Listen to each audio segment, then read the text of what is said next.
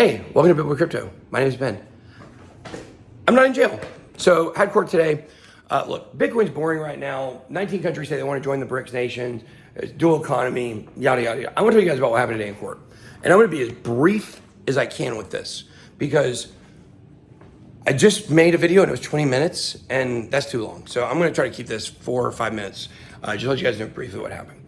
As you guys know, I'm being sued for $1 billion in a class action lawsuit. And I won't shut up about it. And this has led to some harassment charges or complaints from my opponent, the attorney on the other side. I'm trying to comply with the judge. I'm not supposed to talk about it. I'm sure I can say his name on the channel in the context of the transcripts that are public record and what happened in court today. But I'm not going to. I'm not going to give him the benefit of the PR of me ever saying his name again.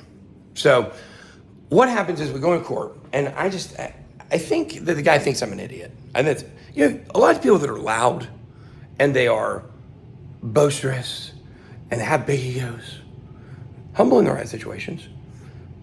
They talk a lot. A lot of times those people are dumb. That's the idea anyways. I don't know if that's true or not. That's what people think. So I think that people think because of how I've handled this that I'm just an easy pushover idiot and I just won't comply with the law because I won't comply with the law. That's not the case at all. I didn't go to court last week because I would go to jail before I rug pull my audience. I'd go to jail before I'd rug pull my audience. 100 people signed up to go on the BitBoy cruise about. It may have been 70, it may be 120. I don't even know how many it was. We had a lot of people on the Royal Caribbean Independence of the Seas last week for the BitBoy cruise. It went awesome, unbelievable. We're going to do it again next year. I want to go to Jamaica next year. So, there's your announcement, BitBoy cruise for the win. I'll schedule the court date after next time. The lawyer knew I was in the Bahamas last week. He knew I was going. He's been combing our website for evidence. I know this factually for several reasons. He intentionally set me up. I said this on the public record today. He's made false allegations. He's outright lied to the judge. The accusation is I threatened him verbally on a voice call. And then on several audio calls, they try to make me look like a crazy person, a psycho, is what one of his employees said about me. No, that's not what happened at all. Actually, the first phone call, which is the key to the entire thing, because the first phone call, we debunked the whole thing, but the first phone call, it couldn't have been me. It was at 1:06 p.m. Eastern Standard Time. Our show on St. Patrick's Day went until 1:07 p.m. Eastern Standard Time. Then I immediately went downstairs with Kelly and filmed a video for BitLab that didn't get released. Now, we don't have the metadata for that one, but we do know it was on our calendars, and we both remember recording it, and we had 4 or 5 people at the office who signed sworn statements saying that we didn't make phone calls during that time. We went down and we set things up for a video, and we made a video. Unfortunately, we just decided not to post that one, so it got deleted. However, the next one's a little more condemning for him, which is, it was a Choke Point 2.0 video, which we started at when did we start it? We started it at, I think, 1:29. I think it ended at 1:49, somewhere around there, PM. I'm on camera with timestamps. I literally could have made those calls. Literally couldn't. It's like seeing someone on camera in London and accusing them at the same time murdering somebody in San Francisco. It just doesn't make any sense, and it never made any sense. And that's what I told the judge today. I apologized to the judge about not being in court last week. I wanted to be there. But the other attorney made it so I couldn't because he specifically scheduled it because they hate me. It's very clear. I looked him in the eyes when I walked in. I had some glasses on. I wish I had them off so I could have stared him in the eyes, eye to eye. But once I did that, he never looked at me again in the face. And as I stated in the court, it's because of false allegations and it's because of made up stuff. Guys, I didn't do what he said I did, period. I have proof. I have evidence that I didn't do it. And so this whole thing has been based on these big threats that I gave him that I never once did. Not one phone call. There was one phone call that came in later at 5:30. The only other piece of evidence, I was live streaming with Madden on his channel for 2.5 hours that night, during that time. So he knows, the attorney knows that he's lying. He knows that he's lying. I said this in court. I told the judge this today. He knows I didn't make those phone calls. Whether these phone calls were contrived, man, isn't it interesting that it's only the transcripts of audio voicemails? You wanna know why? either because, no, well, I just say it like this, because everyone there knows that it's not me. It's very obvious if you listen to that voicemail, it's not me. Or either it doesn't exist, one or the other. Both of those are not good news. However, the harassment part of this case today was dropped because there's nothing to pursue. Because I never did any of the threatening things I said. All I've done is make fun of the guy on Twitter. That's all I've done. And I sent him some emails that were some nasty emails, of course, but nothing threatening other than I wanted to get his legal license taken away. And so the spin on this stuff was unbelievable. But after I gave my opening statement, under oath, by the way, I wanted to go under oath today to say all this stuff. After I go in there and do it, the judge and I talked for a few moments, and she asked the other attorney if there's anything that he wants to say.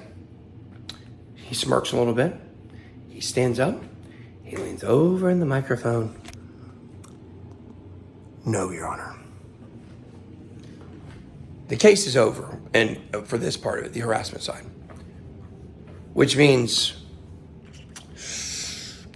the attorney is not going to be held accountable. He's not going to have to show where those voicemails came from, and that's what I'm disappointed about.